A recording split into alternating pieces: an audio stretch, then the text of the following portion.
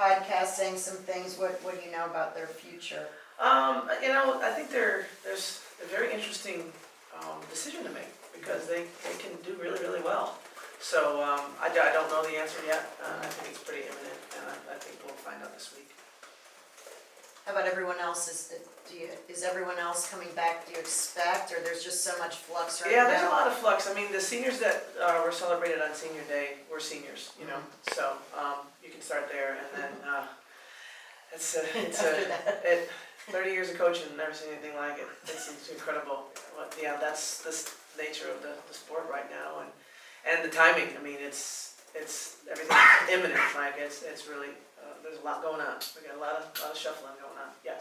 Yeah, Katie, we seem to be strong at the bigs and point and the guards this season, but the wings with Destiny going, the only other two we had, Chiso and MJ, were hurt pretty much all year. Yeah.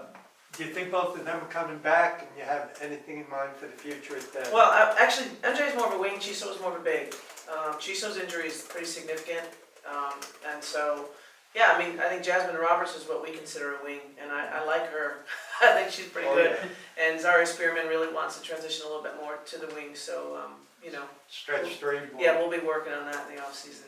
Can you talk a little bit more about Jasmine Roberts and her performance in the tournament and, I saw her potential? That graphic about her stats in the tournament run. I was like, oh my God, of course she was all region. You know what I mean? It was an incredible performance, great matchups. I do think you saw things like teams making choices about who they were putting their best defender on, and a couple teams, I think, made their own choice and gave us some matchups with Jazz that we really liked and really attacked. But I think it's a compliment to some of the other players too that were, getting face guarded or getting tried to shut down, and it gave us a really, because Jazz's skill set, like Destiny's, is so versatile.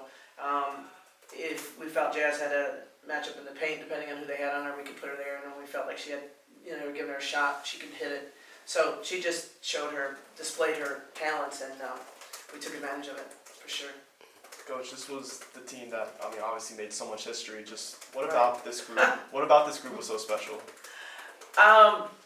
When they had an opportunity, they kind of kicked the door down, and we've had other teams that might have been ranked higher. Obviously, a lot of teams that have been ranked higher than this team. We only got ranked in the last poll. Is that correct? Which is great. We've had top 5 teams, matchups on where we played, or get sent all the way to Gonzaga one year. We've just had some. When we had great teams, they weren't hosting.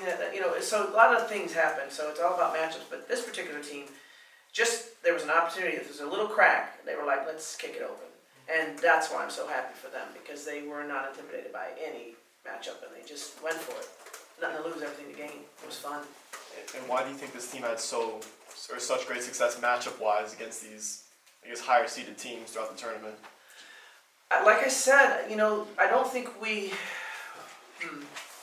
they were just, teams played a lot of man-to-man, okay? And they couldn't guard every one of our positions. They just couldn't, and sometimes just because of who we drew, they didn't have 5 elite defenders. They just didn't. They were high-scoring offensive teams that we drew until we ran into LSU, and then they could really defend almost every spot, and that frustrated us. But prior to that, the matchups just they were really good offensive teams. We thought our defense was going to win that matchup, and then we thought offensively we might actually be able to score more than our average, and we were able to. Katie, how does your job change, with all of this stuff? You're like recruiting. Coach L compared it to speed dating, Match.com. Right. He said you used to recruit, you could recruit, he said, not that I've ever been on Match.com. I was going to say.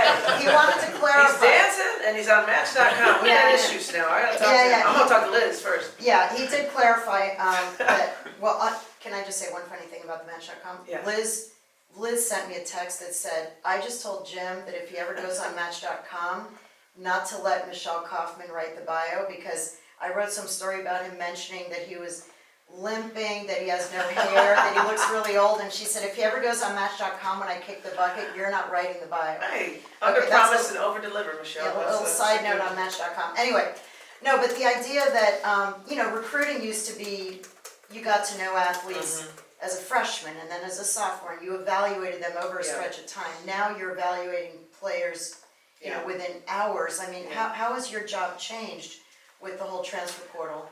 I think the thing that both Jim and I have, though, is a long career with great relationships, not just with players, but with their families, their coaches, the AAU coaches. And I think we have an advantage there because we're known and they know how we've treated our players.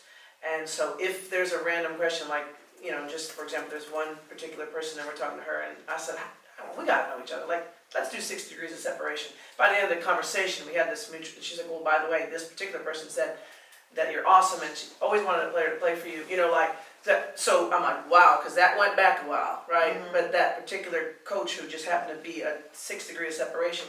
And so I think in that sense, you're glad that you have like a body of work as a coach in terms of player relationships. Because when it is quick like that, someone can speak to your character. It's pretty necessary and it's a big impact.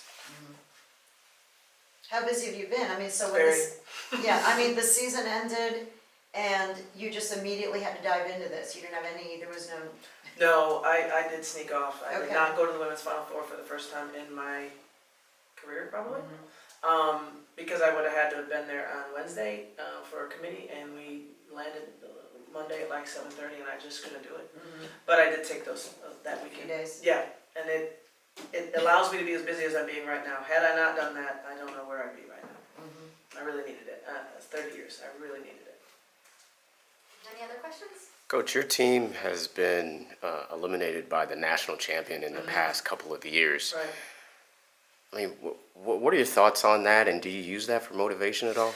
Yeah, and being honest, you know, when we were at South Carolina and they were clearly the best team in the country last year, clearly, you know, and you think, well, that's a tough draw, you know. But this year, Indiana could have won it. They could have won it. I mean, they were a legit #1 seed, and they had only, I mean, so the difference in that is we beat the one this year, you know, on their home court. In women's basketball, when you do that, it is a lot different being in the Sweet 16 when you've done that. And I don't think people, the average fan knows the difference there. You know, you're in the tournament, it's supposed to be neutral sites, you know, all this other stuff, and you get put, boom, at South Carolina, boom, at Indiana. So we're a heck of a lot closer because we proved that formula we can overcome.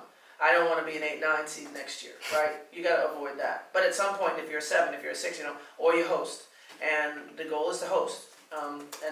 But I'm telling you, it's a very different feel. So we played LSU.